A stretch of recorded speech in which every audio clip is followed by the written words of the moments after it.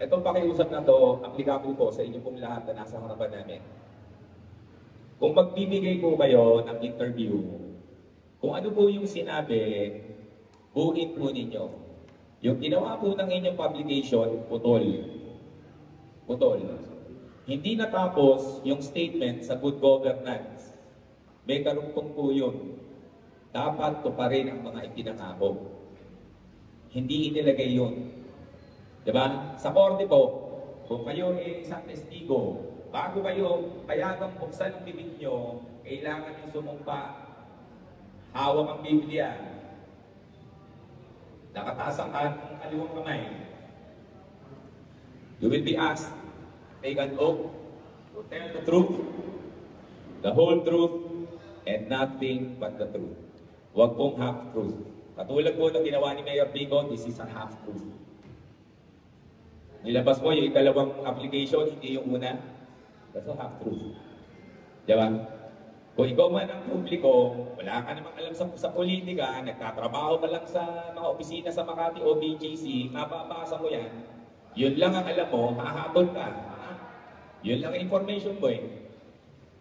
Dapat nilabas ni Mayor. That's an unfair move on his part.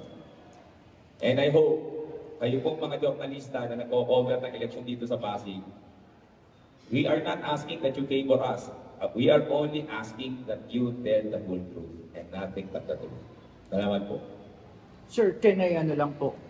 Sige po, kung ano po, kung meron kayong complaint, siguro I think sa opisina po. Hindi na po kami magpo-complain dahil abala na po kami sa pangangampanya. Kung lahat ng gagawa sa amin, ang ginawa niyo sa amin, itidemanda namin, wala na kami sa campaign trail, nasa korte na lang po kami. Hindi sa korte laban, nasa isip at puso ng mga taga-Pasig. Okay, sir. Again, sir, hindi ko po alam. Sorry. Kung ano po. Hindi ko apologize, hindi naman po yun. Thank you po. Next po. Well, as a leader of Pasig, no, actually some other towns parang may inggit nga na sana taga Pasig, gano'n.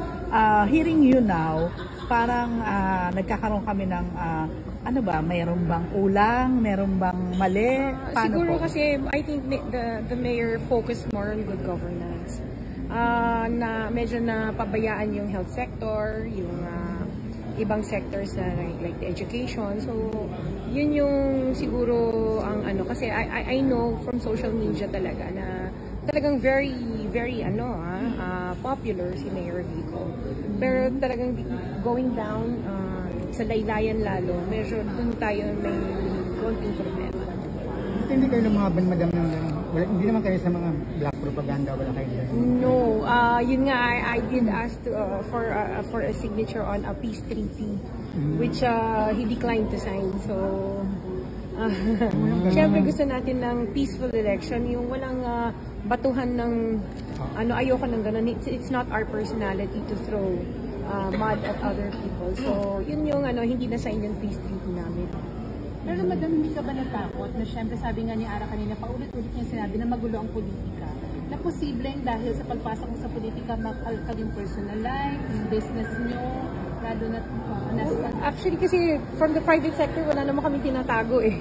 No, wala kaming tinatagong sa business namin, sa love life ba? Sa personal life.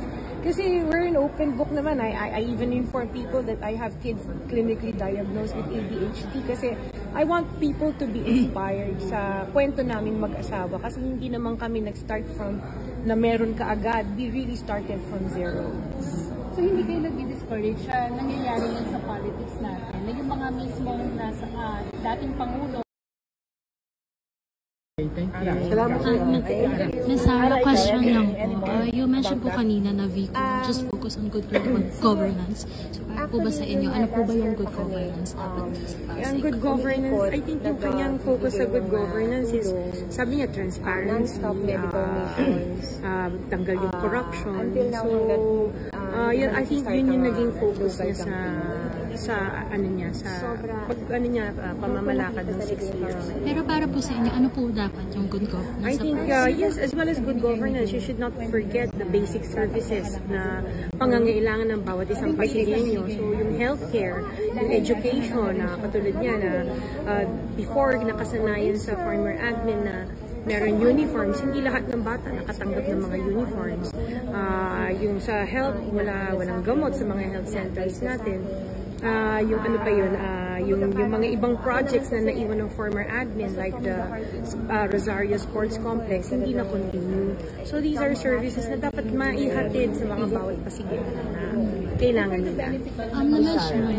Na-mention